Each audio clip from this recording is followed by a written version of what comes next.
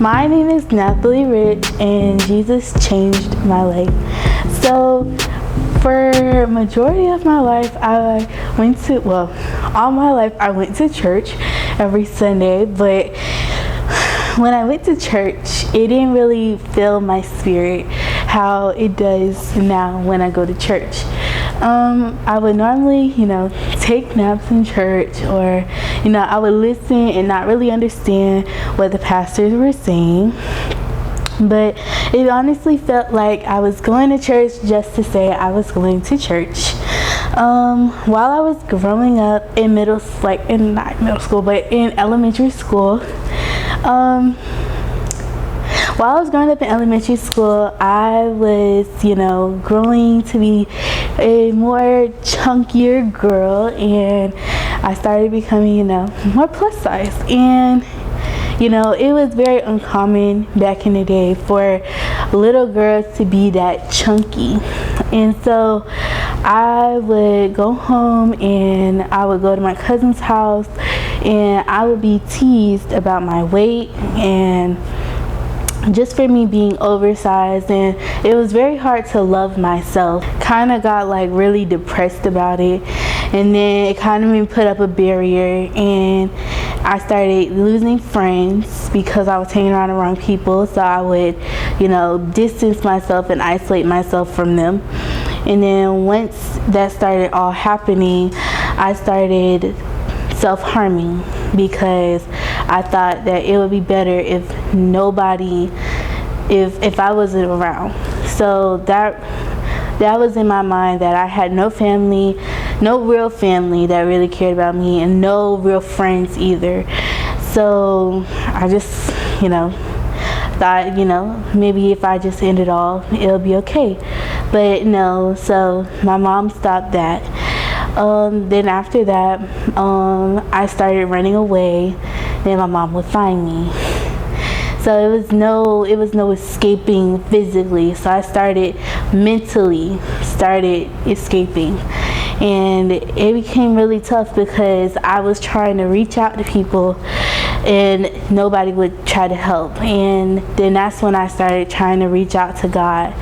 And for a while I was bringing my Bible to school, and they told me I couldn't do that anymore. And it was really tough because I was like, well, I really want to read my Bible in school.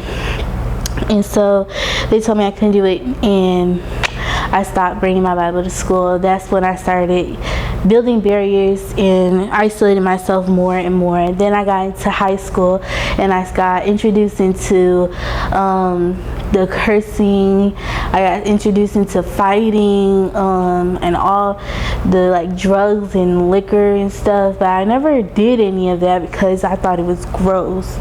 And so lucky me, woohoo. And so after that, I was still on and off with friends. I would still try to be in a big group of friends, and then I would be like, no, this isn't right, because y'all are acting what the world would call ghetto and ratchet, and that wasn't me. And so then by the time I got into my 11th grade year, I was getting closer and closer with my grandma, and we would practice praying and everything, and I would just pray to the Lord, I pray that you just, fix me and help me deal with, me being lonely. And at the time, my grandmother, she lived probably an hour, 30 minutes away, and it was tough because all I could do was call, and sometimes you can't really get that relation or that communication that you really need, or that relation at all that you really need between a phone. And so it was really hard, and I still felt lonely. And when it got around to her birthday, she kept saying that she was ready to go, and it made me upset at the time. And I just remember I was like, dog, I gotta prepare for my grandmother to leave me, because she started becoming sick and she was just in pain. And I was like, I can't be selfish. So what I started doing was numbing myself emotionally, mentally, and just trying to start dealing with her death early. Then a couple months later, she passed on September 15th, and I just remember going in my bedroom and crying that day and locking myself in my room, because it's better, I thought in my mind, it's better to deal with my emotions in private than them to put it on somebody else. When my grandma died, I really needed to talk to somebody, and so I didn't even think of God. So they ended up putting me through all these counselors and all these therapists, and so by the time it was the end of my 11th grade year, I was stuck with three therapists, trying to figure out what's wrong with me, and almost on the urge of being on antidepressants. So my cousin came around, and I didn't, basically shout out everybody from the world, but then my cousin came around, she was being bubbly and stuff, and I was asking girl, why are you so happy? And people wouldn't imagine it today, me not being a bubbly person, but I really wasn't at the time. And so seeing her being so bubbly around me and trying to get me to learn about God really wasn't it at the time. So one time she came over to my house and she was like, "Oh girl, just come to Bible study with me." And I was like, okay, I guess I will. And I had a bunch of questions about God, because I was wondering, at the time when I really needed you most, where were you?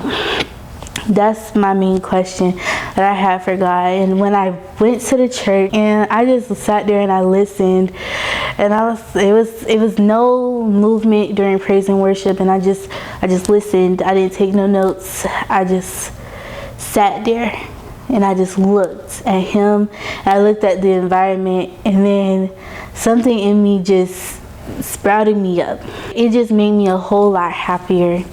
And that's just what I needed. And so I went back the next week, that next Wednesday, and I went back the next Wednesday, the next Wednesday after that, and it really plugged all the holes that I had with family issues, because I met Pastor Anderson.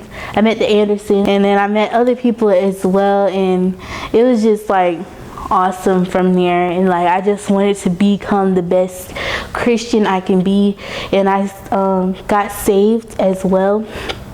I got saved in July. I remember because it was 7/7/21, so that's July 7th, 2021.